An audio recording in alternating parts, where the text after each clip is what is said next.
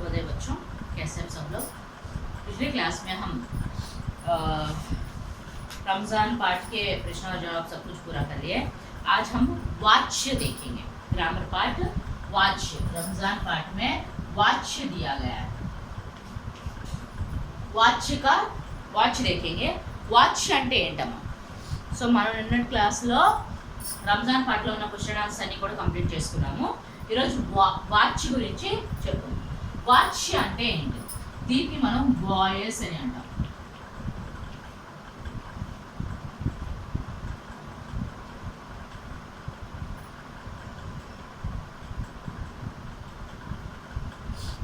దీన్ని వాయిస్ అని కూడా అంటాము. మనకి ఇంగ్లీష్లో యాక్టివ్ వాయిస్, పాసివ్ వాయిస్ ఉంటుంది చూడండి, అలా దీన్ని వాయిస్ అని అంటాము.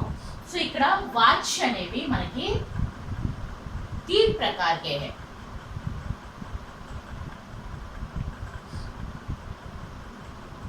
कर्तृवाच्य,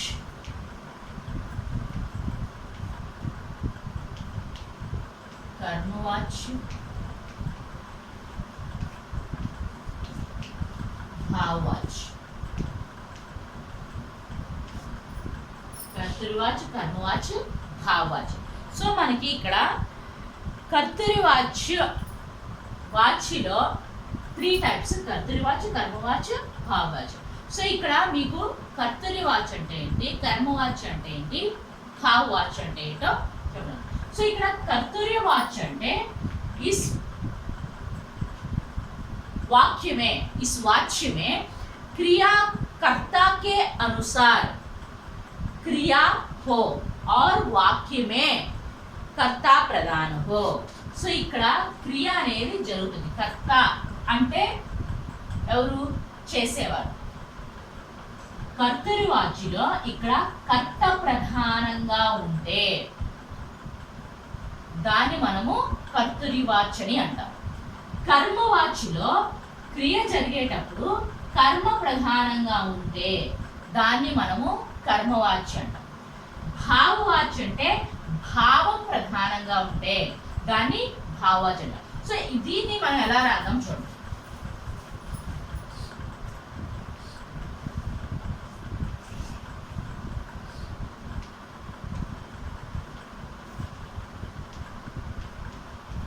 कर्तृवाच्य, अकर्मक, सकर्मक.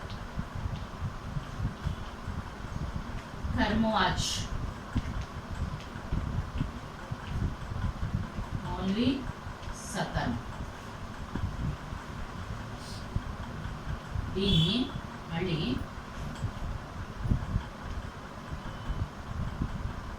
ప్రయోగంలో कर्तरि प्रयोग, कर्मणि प्रयोग, भावे प्रयोग. ఇక్కడ భావవాచ్యలో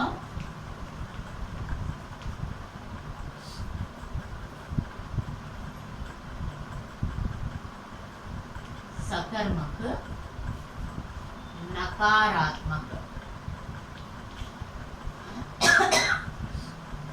नकारात्मक. సో ఇక్కడ కర్తృవాచ్యలో మనం అకర్మ క్రియ, సకర్మ క్రియ తీసుకున్నాం. సో అకర్మ క్రియ అంటే సకర్మ క్రియ అంటే ఏంటి? అకర్మ క్రియ అంటే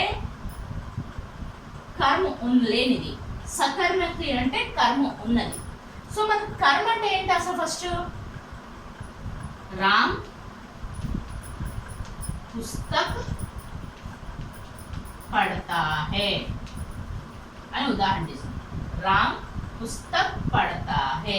సో ఇక్కడ పడతా హే అనేది క్రియ. సో ఇక్కడ ఎవరు చదువుతున్నారు? రామ్. సో రామ్ అనేది ఇక్కడ కర్త అవుతుంది. పుస్తక్ అనేది కర్మ అవుతుంది. పడతా హే అనేది క్రియ అవుతుంది. సో ఇక్కడ కర్తృవాచ్యలో సకర్మ క్రియ, అకర్మ క్రియలో వస్తాయి. దాన్ని మనం చేంజ్ చేస్తాం. కర్తృవాచ్యలో సకర్మక్, అకర్మక్ 2 వస్తాయి. కర్మవాచ్యలో కేవలం సకర్మక్ మాత్రమే ఉంటాయి. ఇక్కడ కర్మ అనేది లేకపోయినా సరే జరుగుతుంది. ఇక్కడ కంపల్సరిగా కర్మ అనేది సకర్మక్లో కర్మ అనేది కంపల్సరిగా ఉండాలి. భావవాచ్యలో ఇక్కడ సకర్మకు ఉంటుంది, కానీ ఇక్కడ ఎప్పుడు కూడా వాక్య అనేది నకారాత్మక అంటే నిషేధించడంలో ఉంటుంది, అంటే ఆ పని చెయ్యొద్దు అన్నట్టుగా ఉంటుంది. దాన్ని భావవాచ్య అని అంటారు. సో ఇక్కడ రామ్ పుస్తక్ పడతా హే. సో ఇక్కడ పడతా హే అనేది క్రియ అనేది రామ్ మీద పడుతుంది కాబట్టి, ఇది రామ్ ప్రధానంగా ఉంది కాబట్టి, రామ్ అనేది రామ్ పుస్తక్ పడతా హే అనేది రామ్ అనేది ఇక్కడ ప్రధానంగా ఉంది కాబట్టి దాన్ని మనము కర్తరి వాచ్య అని అంటాం. సో ఇక్కడ మనము దీన్ని కర్తరి వాచ్యని కర్మని వాచ్యలో కర్మవాచ్యలో చేంజ్ చేయాలంటే, రామ్ పుస్తక్ పడతా హే అని రాసాం కదా, దాన్ని మనము రామ్ కే ద్వారా పుస్తక్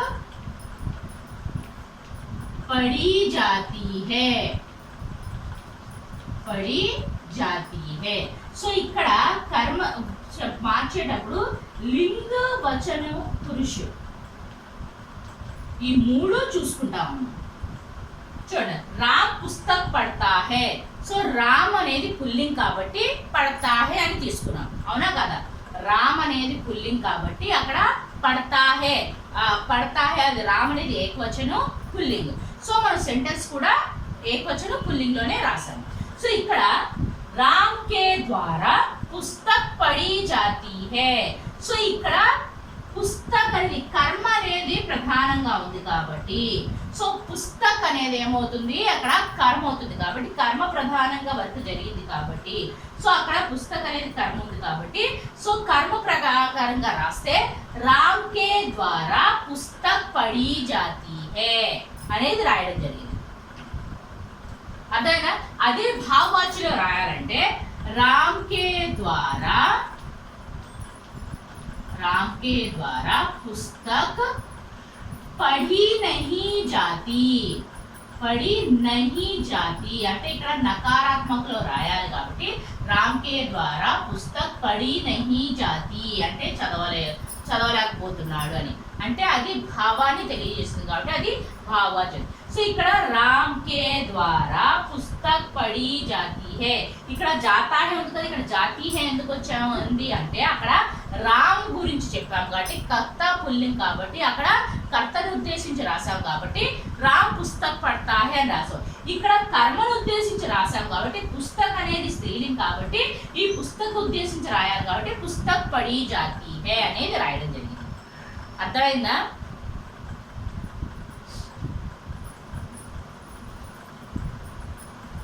అర్థమైందమ్మా? కర్తని అనుసరించి వర్క్ జరిగితే కర్తరి వాచ్యని, కర్మని ప్రధానంగా ఉంటే కర్మవాచ్యని, భావ ప్రధానంగా ఉంటే భావవాచ్యని అంటాము.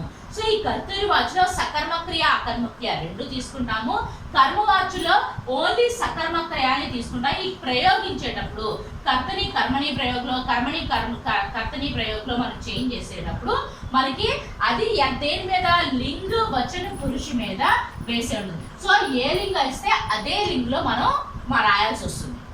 అర్థమైందా? ఆ లింగును అనుసరించి ఆ వచనాన్ని అనుసరించి మనం ఏం చేయాలి, రాయడం జరిగింది. సో అందుకని ఇక్కడ ఇవ్వడం జరిగింది. సో భావవాచ్యలో ఎప్పుడు కూడా సకర్మక్రియ యూజ్ చేస్తాము, కానీ అది ఎప్పుడు కూడా నకారాత్మకలో అంటే చేయలేము అని రాయాలి. సో అలా రాస్తేనే దాన్ని మనము భావవాచ్య అని అంటాం. ఓకే అమ్మా? సీతానే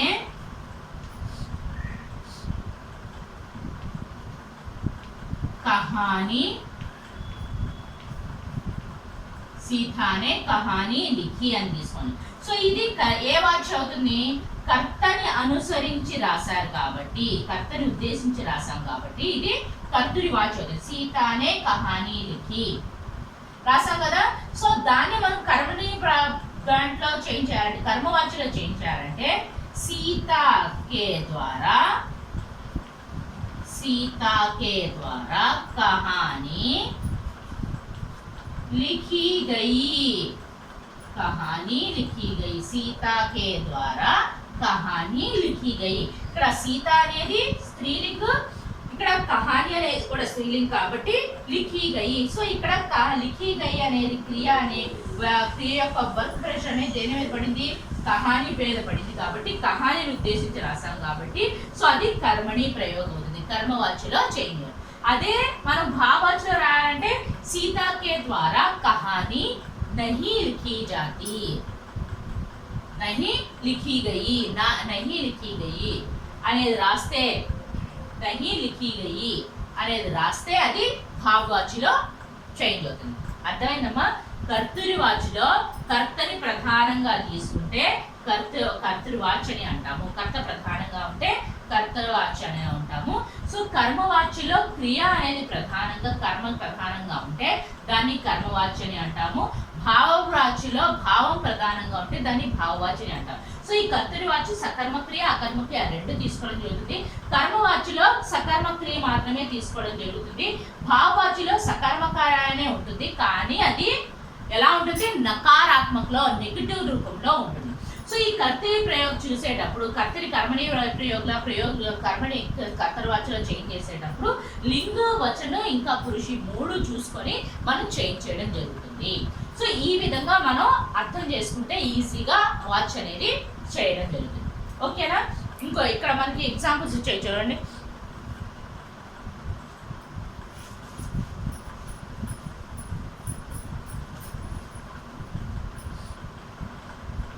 लड़की ने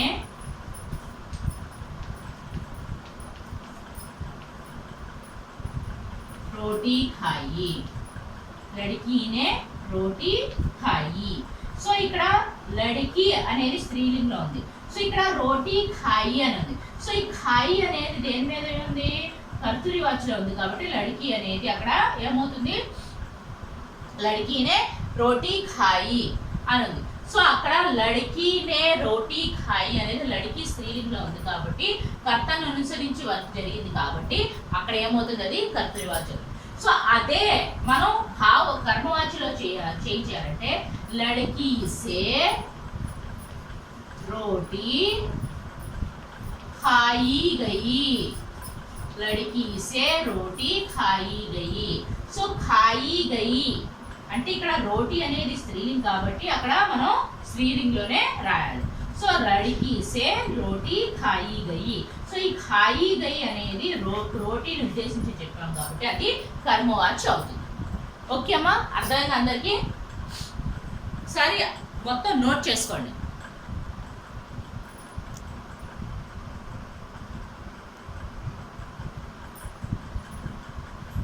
నోట్ చేసుకుంటే మీకు అర్థమవుతుంది.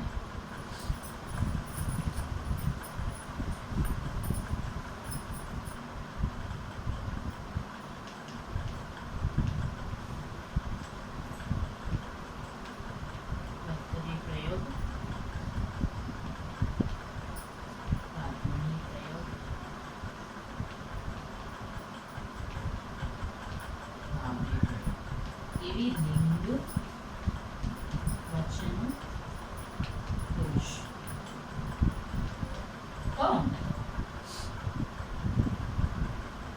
ఓకేనా? ఇప్పుడు ఇంకొక ఎగ్జాంపుల్ తీసుకుందాం.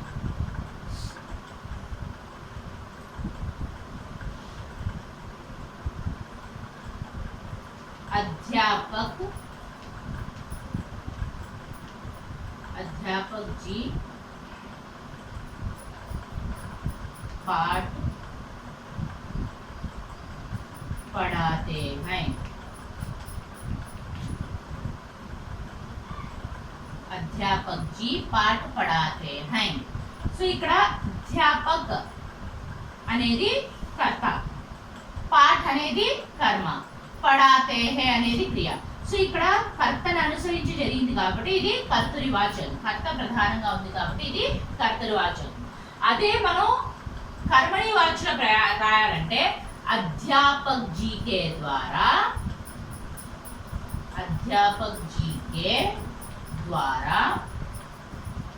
पाठ पढ़ाया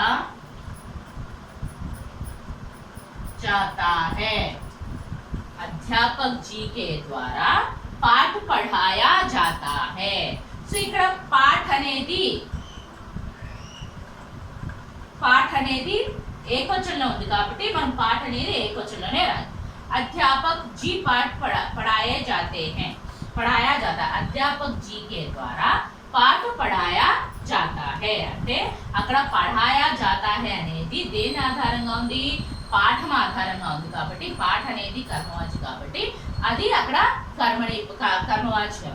అదే భావవాచకం రాయాలంటే అధ్యాపక్ జీ के द्वारा पाठ पढ़ाया नहीं जाता, పాఠ పढ़ाया नहीं जाता అని రాస్తే అప్పుడు అదేమవుతుంది? భావవాచి అవుతుంది.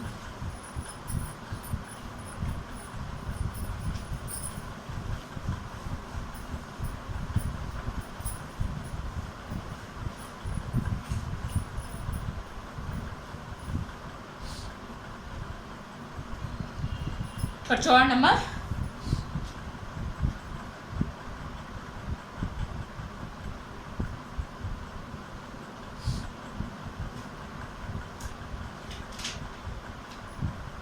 చూడండి మన భాషకి బాధ్యత.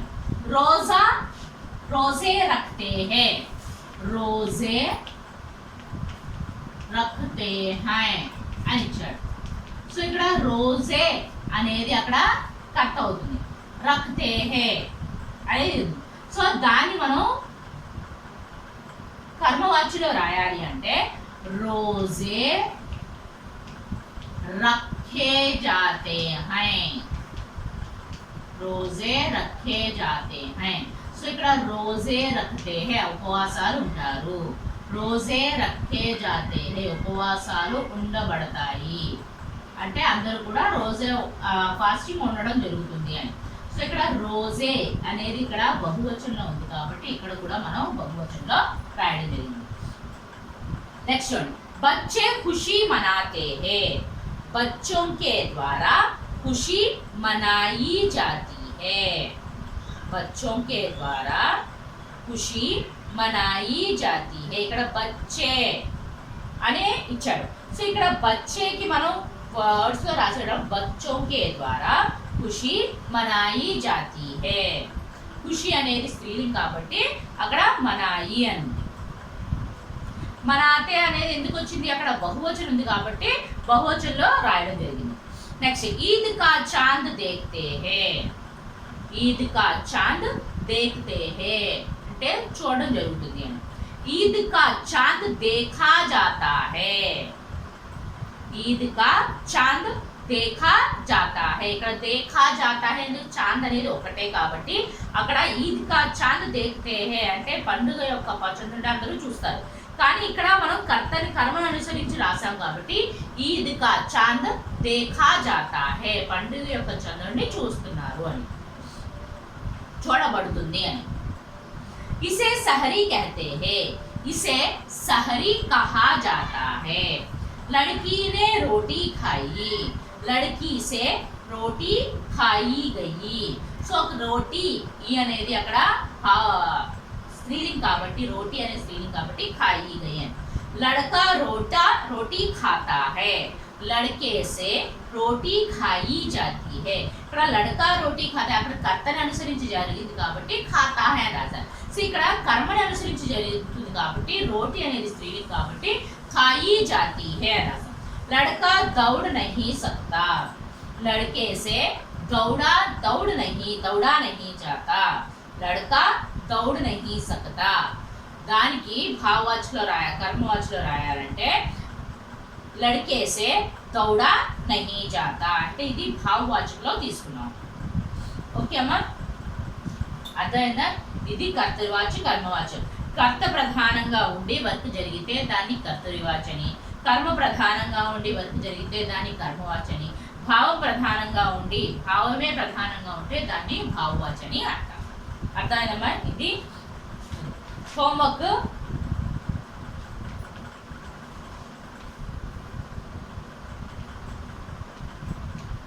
భాషా की बात,